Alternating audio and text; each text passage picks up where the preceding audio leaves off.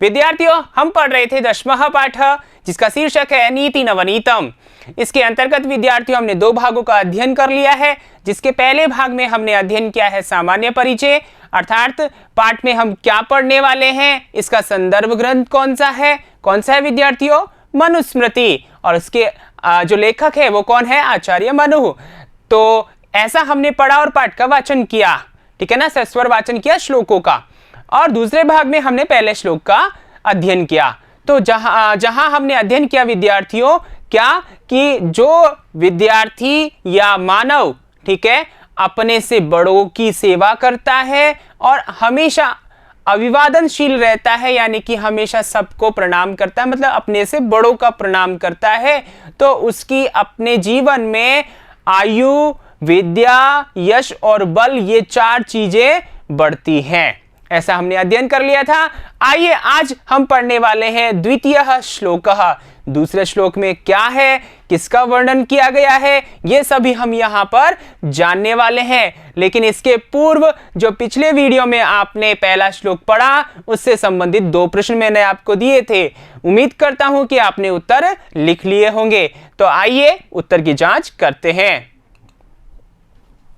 पहला प्रश्न था अपना, कस्य आयुर्विद्या यशो बलम इति चत्वारि वर्धन्ते। तो यहां किसके, कैसे व्यक्ति के बढ़ते हैं ये 4 चीजें, तो वो आपको लिखना था। तो वो कौन से व्यक्ति हैं?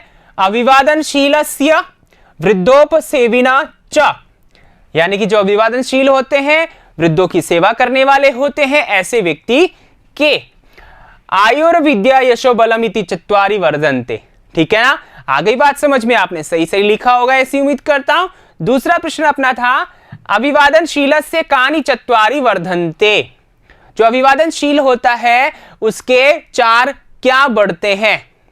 तो सीधी सी बात है विद्यार्थियों, अगर आपने थोड़ा सा दिमाग लगाया है तो यहां पर देखिए, कस्य की जगह आप अभिवादनशीलस्य लिखते तो इसका उत्तर हो जाता, ठीक है। और यहां पर कानी की जगह आप आयुर्विद्या यशोबलम लिखते तो इसका उत्तर हो जाता। आ रही ना बात समझ में? दोनों प्रश्नों में दोनों प्रश्नों के उत्तर हैं, ठीक है। तो कभी कभी ऐसा हो जाता है विद्यार्थियों कि आप प्रश्न पत्र देने बैठ रहे हैं परीक्षा में और प्रश्न में ही प्रश्न का उत्तर होता है। तो ऐसी सजगता, सतर्कता, ठीक है ना, आप रखिएगा। तो इसका उत्तर क्या है? अभिवादनशीलस्य आयुर्विद्या यशो बलानि इति चत्वारि वर्धन्ते। यहां पर देखिए विद्यार्थियों, ये बहुवचन में है, ठीक है ना, इसलिए हमने यहां पर बहुवचन बना करके लिखा है, ठीक है। आगे बात समझ में? आइए आगे चलते हैं अपने द्वितीय श्लोक की ओर। दूसरा श्लोक है अपना द्वितीय श्लोक। देखिए उच्चारण करते, सस्वर वाचन करते हैं, ठीक है। आइए मेरे साथ आप भी कीजिए सस्वर वाचन। यम माता पितरौ क्लेशम सहेते संभवे नृणाम न तस्य निष्कृतिः शक्या कर्तुम वर्ष शतैरपि।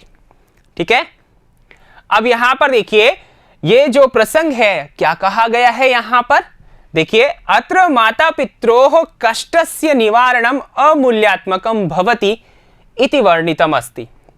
यहां पर देखिए बहुत अच्छी बात कही है, ठीक है ना।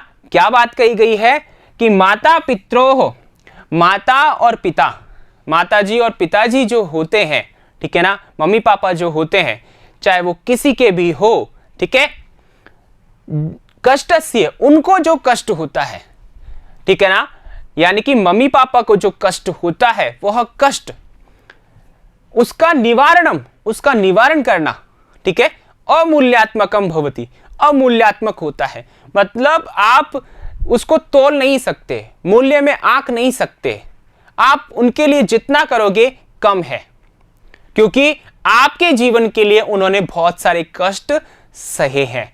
ऐसी ही बात यहां इस श्लोक में बताई गई है। आगे बात समझ में? क्या बताई गई है कि जो माता पिता, आपके अपने माता पिता जो आपके लिए कष्ट सहन करते हैं, उस कष्ट का निवारण अमूल्यात्मक है, आप उसको पूरा नहीं कर सकते। इसके विषय में यहां पर बताया गया है।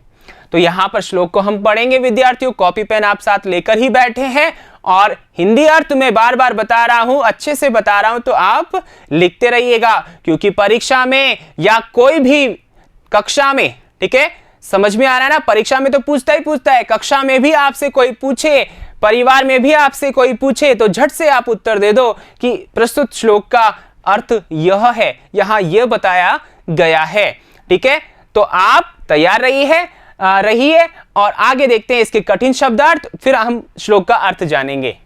यहां देखिए, माता पितरौ, माता पिता, ठीक है, माता और पिता, क्लेशम कष्ट दुख, ठीक है, परेशानी, सहेते सहन करते हैं, ठीक है, संभवे जन्म होने पर, ठीक है, पैदा होने पर, निर्णाम मनुष्यों का, मानवों का, निष्कृति ही निस्तार या मुक्ति, निवारण, ठीक है, शक्या हो सकता है, कर्तुम करने के लिए, वर्ष शतैरपि 100 वर्षों में भी, यहां पर देखिए वर्ष शतै धन अपि, यहां ऋत्व विसर्ग संधि है। ठीक है, समझ में आ गया, तो ये शब्दार्थ है। आइए अब चलते हैं हम अपने श्लोक के अर्थ की ओर। देखिए यहां ध्यान से समझिएगा, ठीक है ना, ध्यान से देखिएगा। यम जिसको, यम यानी जिसको। अब प्रश्न आपके मन में आ रहा है किसको, तो इसका उत्तर आएगा क्लेशम, दुख को, ठीक है ना, कष्ट को, जिस कष्ट को, ठीक है, माता पितरौ, 1 नंबर यहां हो गया, 2 नंबर यहां हो गया, 3 नंबर ये हो गया, ठीक है, माता पितरौ, समझ में आ रहा है, माता पितरौ यानी कि माता और पिता, जिस कष्ट को माता पिता, ठीक है, सहेते सहन करते हैं, जिस कष्ट को माता पिता सहन करते हैं, दोनों मिलकर सहन करते हैं। अब ये कष्ट कब होता है, इसका जवाब है नृणाम, ठीक है ना, मानवों के, ठीक है, संभवे, उत्पन्न होने पर, पैदा होने पर, ठीक है, संभवे का मतलब है पैदा होने पर, यानी कि बच्चा जब जन्म लेता है तब से लेकर या उससे पूर्व, क्योंकि मां गर्भ में 9 महीने गर्भ में धारण रखती है बच्चे को और उसके उपरांत वो उसका पालन पोषण करती है, माता पिता दोनों मिलकर के पालन पोषण करते हैं।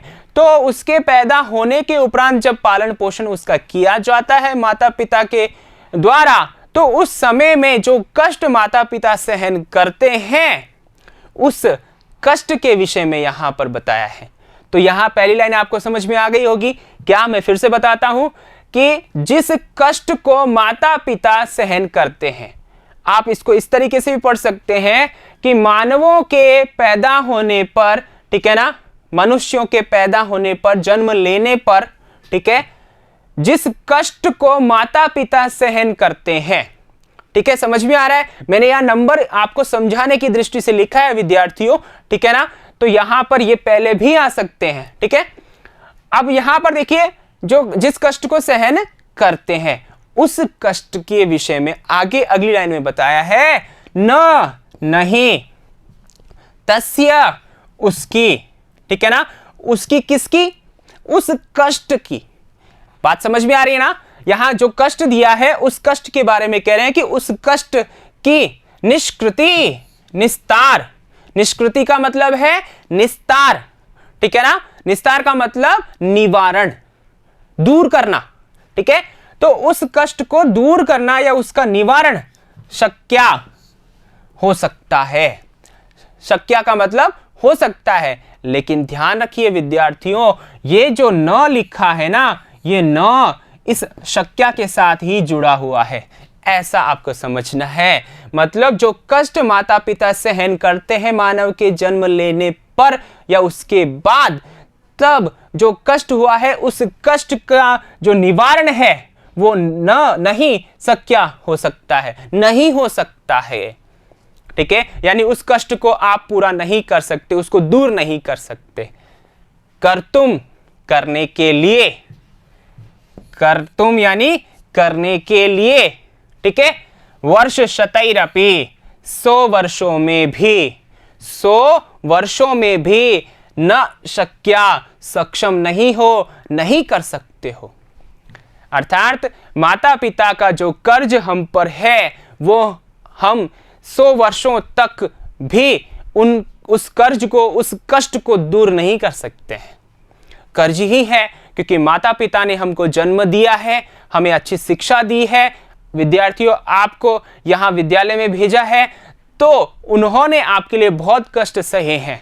तो उस कष्ट का जो निवारण है वो आप 100 वर्षों तक भी चुका नहीं सकते, उसको दूर नहीं कर सकते। अतः आप अपने मम्मी पापा की सेवा हमेशा करते रहें, सेवा में संलग्न रहें, उनसे दूर ना हो, उनके लिए खुशियों का कारण बनिए। ठीक है, आ गई बात समझ में? तो यहां पर यही बताया है। ठीक है, तो आइए, आपको श्लोक का अर्थ समझ में आ गया होगा, मैं एक बार फिर से रिवाइज कर देता हूं।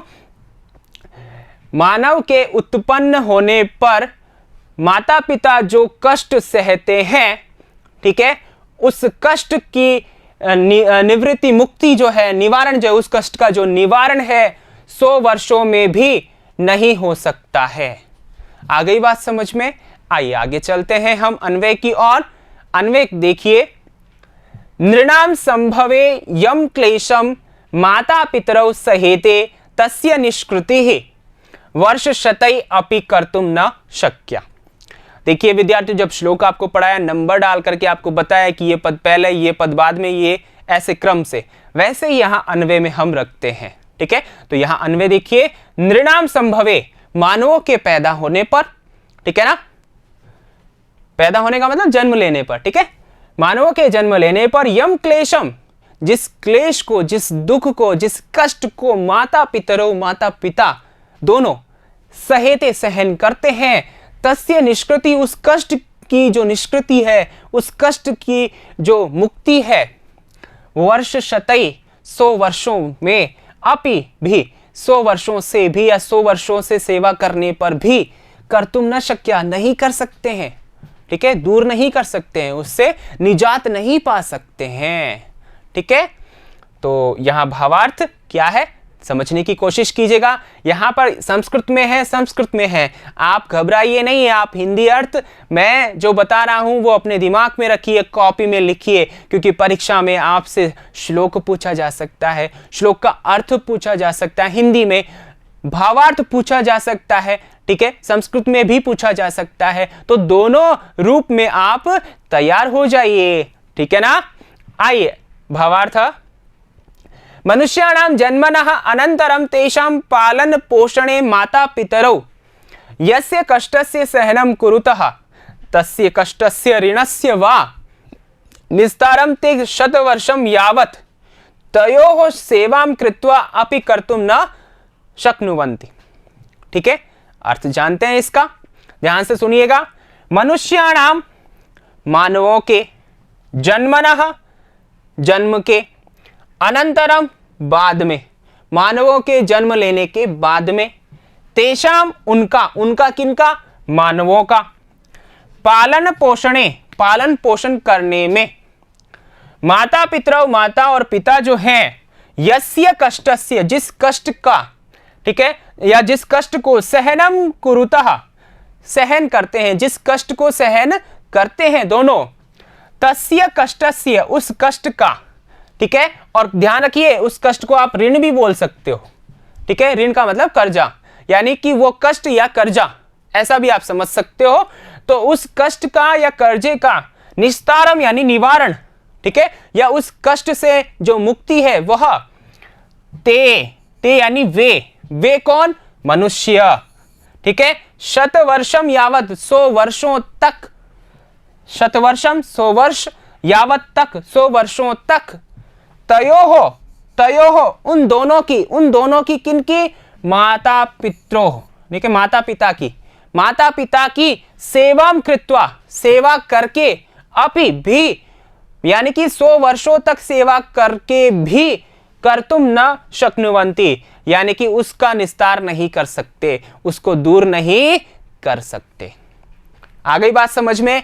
अतः आप विद्यार्थियों अपने मम्मी पापा की सेवा कीजिए, उनको दुख मत दीजिए, क्योंकि उन्होंने आपके लिए बहुत सारे दुख सहन किए हैं। तो आप अगर बदले में उनको दुख ही देंगे तो उनका दिल दुखेगा, उनके मन से, उनके दिल से आपके लिए अच्छी बातें नहीं निकलेगी, ठीक है ना। यानी कि वो परेशान रहेंगे, दुखी रहेंगे। इसलिए उनको दुख मत दीजिए, उनको सुख दीजिए, सुख का कारण बनिए, आप अच्छा करके दिखाइए, ठीक है ना। हमेशा खुश रहिए, अपने मम्मी पापा के साथ रहिए, ठीक है। तो ये बात समझ में आ गई, आपको ये श्लोक भी समझ में आ गया। आइए आगे चलते हैं। आगे मूल्यांकन प्रश्न है। पहला है क्लेशम कौ सहेते, ठीक है। दूसरा केशम संभवे माता पितरौ क्लेशम सहेते, ठीक है। अब यहां ये दो प्रश्न आप अपनी उत्तर पुस्तिका में लिखिए और मैं लेता हूं विदा। अगले भाग में अगले श्लोक के साथ फिर प्रस्तुत होऊंगा। तब तक के लिए धन्यवाद।